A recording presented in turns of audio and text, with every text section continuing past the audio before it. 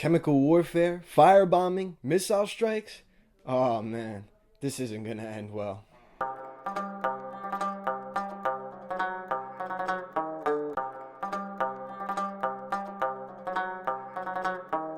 Greetings, comrades, and may I say, welcome to the first episode of A Comrade's Soul, a social political web show that will attempt to bring awareness of big issues that might be affecting you and your community.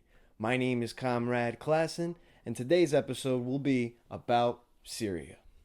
There have been many questions asking what the hell is going on with Syria and the United States. Well, let me explain the basics in exactly 1 minute. Put 60 seconds on the clock. On your mark, get set, go. The Syrian civil war is an ongoing conflict which began on the 15th of March 2011 with the Syrian uprising. Nationwide demonstrations were growing thanks to the Arab Spring as they began protesting this man, Bashar al-Assad, whose family ruled the government since 1971. After a few months of military intervention, the protesters evolved into armed rebellion and have fought the ruling party for the last 2 years and a half. At that time, the United States, the United Nations, and the European Union have all quietly disapproved of the situation until August 21st, 2013, where widespread videos were surfacing on YouTube graphically depicting victims of what appeared to be a chemical attack.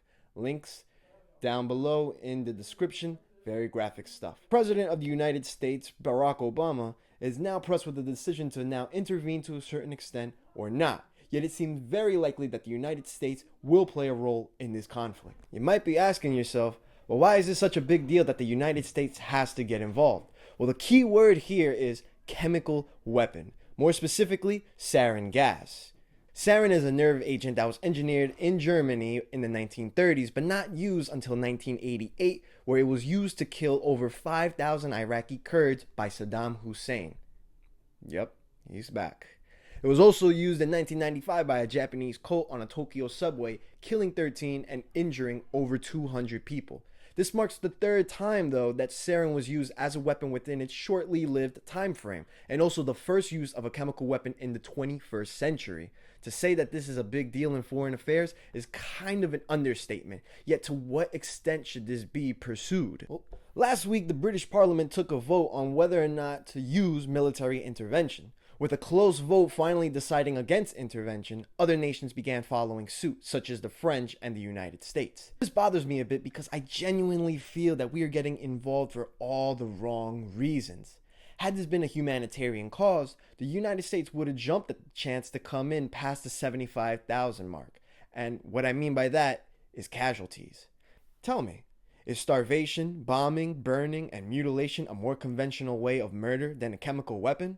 But of course you have the other side as well. A chemical weapon has the power to do massive killing in only a single day. The sarin gas that was used in Syria killed about as many people in a day than it did in the Syrian battles all that week. Something does have to be said about these weapons, but is it the United States that must police the world and enforce that? Another interesting fact posted by the Washington Post is that the 1997 Chemical Weapons Convention has been ratified by almost all the nations of the world, with a handful of them not yet ready to kind of sign off on chemical weapons, two of them being North Korea and Syria. This G20 summit, the United States has a lot of talking to do with Russia. I hope this helped others understand or at least generated some interest in the conflict. Write down in the comments below how you feel about this case and subscribe if you wish to see more episodes in the future. My name is Comrade Classen, telling you guys, fight the good fight. Thank you.